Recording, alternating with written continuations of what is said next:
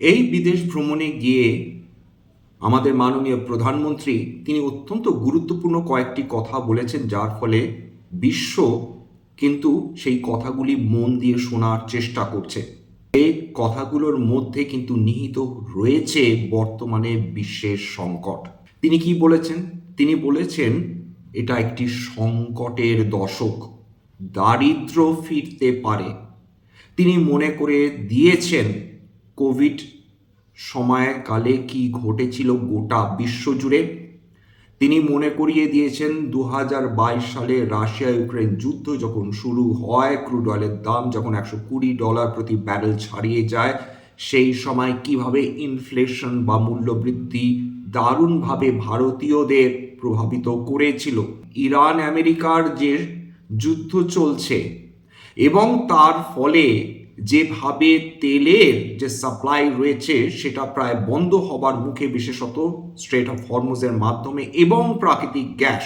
প্রধানমন্ত্রী বলছেন দারিদ্র ফিরে আসতে চলেছে, এমন একটি অর্থনৈতিক সংকটে পড়তে পারে গোটা বিশ্ব। কেন তিনি একথা বলছেন? তিনি বিশ্বের তাবর তাবর নেতাদের এটা মনে করিয়ে দেওয়ার চেষ্টা করছেন যে এখন হাত গুটিয়ে বসে থাকার সময় নয়, সবাইকে সক্রিয় হতে বলছেন। কারণ একটি কাজ, বিশেষ করে এত গুরুত্বপূর্ণ একটি কাজ, সেটা সম্পাদিত হওয়ার জন্য সবার অংশগ্রহণ করার প্রয়োজন রয়েছে। ডোনাল্ড ট্রাম্প যেটা করছেন সেটা বিশ্ব শান্তির জন্য তো কাম্য নয়, উপরন্তু বিশ্বের অর্থনীতি তছনছ হবার মুখে। 2 নম্বর, ইরান তারা নিজেদের জেদ ধরে বসে রয়েছে। তারা স্ট্রেট অফ হরমুজ দিয়ে তারা কোনোভাবেই কোনো তেলবাহী জাহাজকে পাস করতে দিচ্ছে না।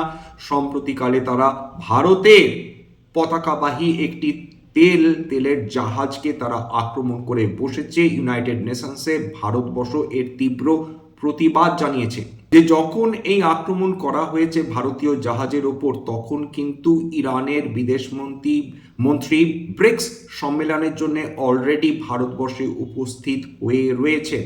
এর আগে, মাসখানেক আগে, বিভিন্ন এপিসোডে আলোচনা করেছিলাম যে ইরানে কোনো একটি বিশেষ শক্তি দেশটিকে চালাচ্ছে না, অন্তত দুটো ভাগে ভাগ হয়ে গেছে ইরান। একটি ভাগ তারা লিবারালস, অর্থাৎ যারা শান্তি চাইছে। আরেকটি ভাগ অর্থাৎ IRGC, তারা কোনো ধরনের শান্তি চাইছে না, তারা শেষ পর্যন্ত যুদ্ধ চালিয়ে যেতে চাইছে। মনস্তত্ত্বে একটা কথা রয়েছে ডিসপ্লেসমেন্ট, অর্থাৎ কোনো মানুষ তার থেকে বেশি শক্তিশালী একজন অন্য মানুষের সঙ্গে যখন লড়াই করে পেরে ওঠে না, তখন তাদের সমস্ত রাগ, ফ্রাস্ট্রেশন বা হতাশা যাই বলুন না কেন, সেটা তারা অন্য একজন অপেক্ষাকৃত দুর্বল মানুষের ওপর সেটাকে ঝেড়ে ফেলার চেষ্টা করে। বর্তমানে IRGCর ক্ষেত্রেও একই ঘটনা ঘটছে বলা যেতে পারে। IRGC বকলমে ইরান তারা মধ্যপ্রাচ্যে যে 8টি দেশ রয়েছে তাদেরকে নিয়মিতভাবে ড্রোন এবং মিসাইলের আক্রমণের মাধ্যমে তারা ব্যতিব্যস্ত করে তোলার চেষ্টা করছে। প্রধানমন্ত্রী এ ব্যাপারে যে দারুণ বিরক্ত, এ ব্যাপারে কোনো সন্দেহ নেই। তিনি প্রথমে তার নিজের দেশের কথা ভাববেন, তিনি তার নিজের জনগণের কথা ভাববেন। তিনি নিশ্চিন্ত জানেন যে বর্তমানে যে স্ট্রেট অফ হরমুজ দিয়ে তেল যাচ্ছে না, তার জন্য ভারতবর্ষের কি সাংঘাতিক ক্ষতি হয়ে চলেছে। এবং আপনাদের বহুবার আলোচনা করে বোঝাবার চেষ্টা করেছি কেন স্ট্রেট অফ হরমুজ দিয়ে তেল না এলে সেটা ভারতবর্ষের অর্থনীতির জন্য অত্যন্ত ক্ষতিকারক। এই তেলের দাম যদি $110, $120, $100 প্রতি ব্যারেল ক্রমাগত ট্রেড করতে থাকে, ভারতবর্ষে তেলের দাম 3 টাকা, তো কেবলমাত্র 3 টাকা বাড়ানো হয়েছে, সেটা দিয়ে কোনোভাবে ভারতের অর্থনীতিকে প্রোটেক্ট করা সম্ভব নয়। বর্তমান যে দামে ক্রুড অয়েল ট্রেড করছে, অন্তত 25 থেকে 30 টাকা বাড়ালে প্রতি লিটার তেল, তবে হয়তো ভারতের অর্থনীতি কিছুটা রক্ষা পেতে পারে। এরকম অবস্থায় প্রধানমন্ত্রী তিনি আমাদের সতর্ক করার চেষ্টা করছেন নানাভাবে। তিনি বলছেন একটু খরচ কমাবার চেষ্টা করুন, বিদেশ ভ্রমণ একটু কমান, সোনা কেনার আপাতত কিছুদিন স্থগিত রাখুন, বাড়িতে ভোজ্য তেল খাওয়া কিছুটা কমান। অর্থাৎ তিনি ফর্মালি কোনো কথা বলছেন না, মানুষ যে ভাষায় বোঝেন সেই ভাষায় মানুষকে বোঝাবার চেষ্টা করছেন। যুদ্ধ, তেলের ক্রাইসিস, প্যান্ডেমিক সমস্ত মিলিয়ে আমাদের এই যে 6টি বছর এই দশকে কেটে গেল, এর ফলে প্রত্যেকটা অর্থনীতি দারুণ চাপের মধ্যে পড়েছে। এখনো বলছি ভারতের অর্থনীতি দারুণ রেজিলিয়েন্ট বলে তারা সামলে নিতে পেরেছে, কিন্তু কতদিন সামলাতে পারবে? আমেরিকা, সেখানে পেট্রোল এবং ডিজেলের প্রাইসিং ডাইনামিক, অর্থাৎ সেখানে যখনই আন্তর্জাতিক বাজারে তেলের দাম বৃদ্ধি হয় সঙ্গে সঙ্গে সেখানেও কিন্তু গ্যাসোলিনের দাম সেই অনুপাতে বৃদ্ধি হতে থাকে, যেটা অলরেডি আমেরিকাতে বৃদ্ধি হয়ে গিয়েছে। যে তেল সংকটের ফলে মূল্যবৃদ্ধি সেটা হতোই, সেটা অলরেডি রিফ্লেক্টেড হয়ে গেছে সিপিআই ইনফ্লেশনে। মার্চ মাসে 3.4% থেকে সেটা এক লাফে বৃদ্ধি পেয়ে 3.87% উঠে গিয়েছে। এবং তার থেকেও চিন্তার বিষয় যে WPI inflation, wholesale price index inflation, সেইটা বিগত 42 মাসের মধ্যে অর্থাৎ 3.5 বছরের মধ্যে সর্বোচ্চ 8.3% পৌঁছে গিয়েছে। আপনারা নিশ্চয়ই এই প্রশ্ন করবেন, তাহলে এর ফলে ভারতবর্ষের কি ক্ষতি হলো? প্রথম কথা, যখন ডাব্লিউপিআই ইনফ্লেশন বৃদ্ধি হয় সঙ্গে সঙ্গে সেটার প্রভাব বোঝা যায় না, সেটা বুঝতে অন্তত 2 থেকে 3 মাস সময় লাগে। এই যে ডাব্লিউপিআই ইনফ্লেশন বৃদ্ধি পেল, এর ফলে কস্ট অফ প্রোডাকশন যে কি সাংঘাতিকভাবে বৃদ্ধি পেল, সেটা বিভিন্ন কোম্পানি হারে হারে টের পাচ্ছে, যেটা আমরা আর কয়েক মাস পরে বুঝতে পারবো। তার ফলে প্রধানমন্ত্রী কেন এই 5টা দেশে চলে গেলেন? তার কারণ সরকার জানেন যে বর্তমান যেরকম গুরুত্বপূর্ণ, সামনের দশকগুলো, সামনের বছরগুলো আরো অনেক বেশি গুরুত্বপূর্ণ। আমাদের যা যা দরকার নিজেদের জনগণকে প্রোটেক্ট করার জন্য, ঠিক সেই কারণগুলো নিয়ে প্রধানমন্ত্রী এই 5টি দেশে বিভিন্ন চুক্তি করতে চলে গিয়েছেন এবং সেই চুক্তিগুলো সম্পাদিত হয়েছে। কোন কোন সেক্টরে চুক্তি সম্পাদিত হয়েছে এবং তারা কিভাবে আমাদের সেক্টরগুলোকে পজিটিভলি এফেক্ট করবে, এইবার সেই আলোচনায় আমরা ঢুকতে যাচ্ছি। নেদারল্যান্ডসের সঙ্গে 17টি চুক্তি ভারত সম্পাদিত করেছেন। সেখানে নেদারল্যান্ডসের যিনি প্রাইম মিনিস্টার রব ইয়েটেন এবং আমাদের মাননীয় প্রধানমন্ত্রী শ্রী নরেন্দ্র মোদী উপস্থিত ছিলেন। তাদের উপস্থিতিতে ভারত এবং নেদারল্যান্ডস এই চুক্তিগুলো সম্পাদনা করেছে। প্রথম যে নজর দিয়েছেন আমাদের ভারতের প্রধানমন্ত্রী, সেটা হচ্ছে সেমিকন্ডাক্টরস এবং ইলেকট্রনিক্স। আপনারা সেমিকন্ডাক্টরসের গল্প শুনেছেন, জানেন যে তাইওয়ান বিশ্বের সবচেয়ে উৎকৃষ্ট মানের সেমিকন্ডাক্টর চিপস তৈরি করে। আমেরিকাতে এনভিডিয়া বিশ্বের সর্ব উৎকৃষ্ট গ্রাফিক প্রসেসিং ইউনিটস তৈরি করে। কিন্তু কতজন নেদারল্যান্ডসের নাম শুনেছেন? কতজন জানেন যে নেদারল্যান্ডস এমন কিছু তৈরি করে যেটা না থাকলে পৃথিবীতে উন্নত মানের সেমিকন্ডাক্টরস ব্যবহার করাই সম্ভব হতো না? নেদারল্যান্ডসের এই চুক্তির মাধ্যমে আমরা chip manufacturing, OSAT, electronic supply chain দারুণভাবে শক্তিশালী করে তুলব। কেন? তার কারণ নেদারল্যান্ডসের একটি কোম্পানি রয়েছে, বিশ্বের একমাত্র কোম্পানি, না চায়নাও এই আবিষ্কার করতে পারেনি, আমেরিকাও এই আবিষ্কার করতে পারেনি, বিশ্বের কোনো দেশ তাদের কাছে এই টেকনোলজিটা নেই। ASML কোম্পানিটা, তারা যে মেশিনসগুলো তৈরি করে, একটার নাম হচ্ছে EUV লিথোগ্রাফি সিস্টেম, 2 নম্বর DUV লিথোগ্রাফিক সিস্টেম, 3 নম্বর কম্পিউটেশনাল লিথোগ্রাফি। অর্থাৎ ইউভি লিথোগ্রাফি মানে এক্সট্রিম আল্ট্রাভায়োলেট লিথোগ্রাফি, ডিইউভি মানে ডিপ আল্ট্রাভায়োলেট লিথোগ্রাফি সিস্টেম। এগুলো মেশিন, সুবিশাল মেশিন, এবং এই মেশিনগুলোই তারা সেমিকন্ডাক্টর ডিজাইন করতে, চিপ ডিজাইন করতে সাহায্য করে।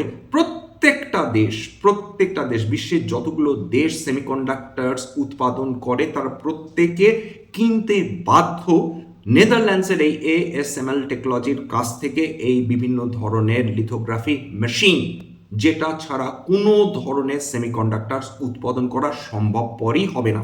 নেদারল্যান্ডস হাত বাড়িয়ে দিয়েছে, তারা বলছে আপনারা করুন। আমাদের ভারতীয় প্রধানমন্ত্রীকে বলেছেন আপনারা করুন। সবাই জানে যে চায়না তাদের সাহায্য করবে, কিন্তু তাদের সাহায্যটা কেবলমাত্র of material interest, strategic interest. আমেরিকার ক্ষেত্রেও একই কথা সত্যি, যে তারা বিভিন্ন দেশকে বর্তমানে বুলি করে চলছে, অপমান করে চলছে, এবং আমেরিকার সবচেয়ে কাছের দেশগুলো যেগুলো নেটো দেশ তাদেরকে সবচেয়ে বেশি অপমান করে চলছে। সুতরাং তারা অল্টারনেটিভ একটি দেশ খুঁজছে যেখানে তারা নির্বিঘ্নে শান্তিতে সম্মানের সঙ্গে তারা ব্যবসা করতে চাইছে, এবং সেক্ষেত্রে ভারতবর্ষ ছাড়া এই মুহূর্তে কোনো দেশ বিশ্বে নেই যারা শান্তি এবং সম্প্রীতিতে বিশ্বাস করে এবং নন অ্যালাইনমেন্টে বিশ্বাস করে, সেটা একমাত্র ভারতবর্ষ। সেই জন্য ভারতবর্ষের সমাদর ইটালি থেকে শুরু করে, ডেনমার্ক থেকে শুরু করে, নেদারল্যান্ডস থেকে শুরু করে বিশ্বের তাবড় তাবড় ডেভেলপড কান্ট্রিজে ক্রমাগত আমরা দেখছি বৃদ্ধি পেয়ে চলেছে।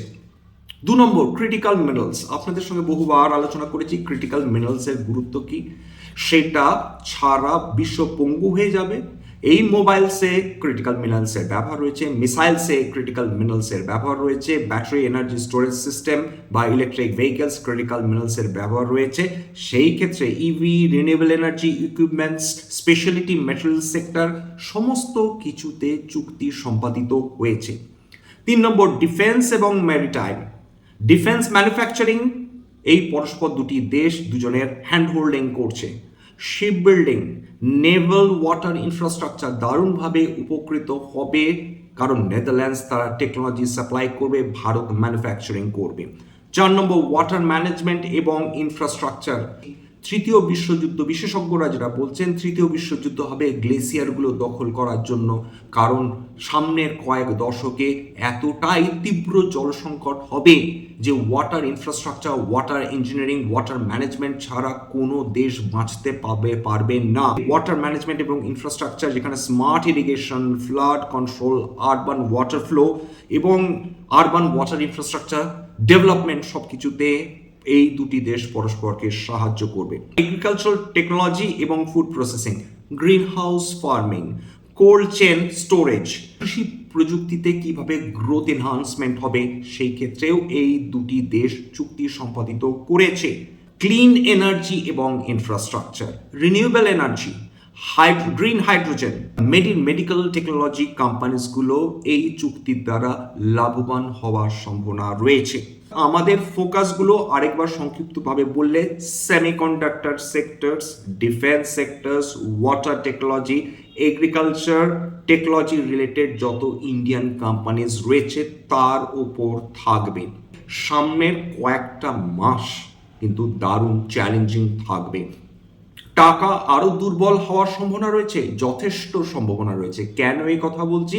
তার কারণ যত আন্তর্জাতিক বাজারে তেলের দাম বৃদ্ধি হবে, ঠিক তত ডলারের দাম টাকার তুলনায় বাড়তে থাকবে, অর্থাৎ ডলার বেশি শক্তিশালী হবে, টাকা তত দুর্বল হবে। এমতো অবস্থায় ডলারের ডিমান্ড করবে অয়েল মার্কেটিং কোম্পানিজ, তাদের তেল কেনার জন্য বেশি ডলার খরচ করতে হবে। ফরেন ইনস্টিটিউশনাল ইনভেস্টার্সরা ভারতবর্ষ থেকে টাকা তুলে নিয়ে চলে যাবে। কেন চলে যাবে? কারণ যত বেশি ডলার শক্তিশালী হবে তত তাদের লাভ ভারতবর্ষে বিনিয়োগ করার ক্ষেত্রে কমে যাবে। সুতরাং তারা টাকা তুলে নিয়ে যাওয়ার চেষ্টা করছে বা চেষ্টা তারা করে চলেছে এবং ভবিষ্যতেও সেটা করবে, যদি না ডলার তার এই স্ট্রং হওয়াটা থামিয়ে দেয়। আমাদের টাকা কিছুটা শক্তিশালী তখনই হতে পারে যখন আন্তর্জাতিক বাজারে তেলের দাম কমবে। তেলের দামের ওপর সমস্ত কিছু ডিপেন্ড করছে। একটা জিনিসের ক্ষেত্রে আমরা হয়তো কিছুটা অ্যাডভান্টেজ পেতে পারি, যদি ডলার আর একটু বেশি শক্তিশালী হয়, টাকা আরো দুর্বল হয়, সেক্ষেত্রে আমাদের এক্সপোর্ট কোম্পানিজগুলো অনেক বেশি কম্পিটিটিভ হয়ে উঠতে পারে। কারণ বলা হচ্ছে টাকা অন্যান্য এশিয়ান কারেন্সিজের তুলনায় ওভার ভ্যালুড, অন্তত আমেরিকান যারা কনজিউমার্স, আমেরিকান যারা ইম্পোর্টার্স তাদের ক্ষেত্রে। ঠিক সেই কারণেই বাংলাদেশ, তাইওয়ান, ফিলিপিন্সের মতন দেশ তারা আমেরিকাতে এক্সপোর্ট করতে পারছে, কারণ তাদের এক্সপোর্ট অনেক বেশি কম্পিটিটিভ হয়ে উঠেছে। এবং শুধু তাই না, তাদের যে তাদের যে দেশীয় মুদ্রা সেটা ডলারের তুলনায় অনেক বেশি উইক হয়ে গিয়েছে। স্ট্যান্ডার্ড ডিসক্লেমার, এটা কেবলমাত্র একটা এডুকেশনাল চ্যানেল। বাঙালি বিনিয়োগকারীদের ইনভেস্ট অ্যাওয়ারনেস বৃদ্ধির জন্য এখানে কোনো ধরনের কোনো শেয়ারে buy sell recommendation, suggestion, advice এমনকি ইনফ্লুয়েন্স করার প্রচেষ্টা নেই। আমার কথা শুনে যদি কোনো শেয়ারে বা কোনো অ্যাসেটে বাই সেল সিদ্ধান্ত নেন, ক্ষতির মুখোমুখি হতে পারেন। সুতরাং সবসময় একজন সেবি রেজিস্টার্ড ইনভেস্টমেন্ট অ্যাডভাইজারের পরামর্শ নেওয়ার চেষ্টা করবেন বা নিজের ডিউ ডিলিজেন্স করবেন, সেক্ষেত্রে আপনারা উপকৃত হলেও হতে পারেন। সবশেষে যেটা বলি, যদি এই ধরনের এপিসোড আপনাদের ভালো লাগে প্লিজ একটা লাইক দেবেন, প্লিজ সাবস্ক্রাইব করবেন, এবং যদি সত্যি মনে হয় আমার বাঙালি ভাই বোনদের জীবনে একটুখানি ভ্যালু অ্যাড করতে পেরেছি, দয়া করে নিজের গ্রুপে শেয়ার করে দেওয়ার চেষ্টা করবেন। নমস্কার।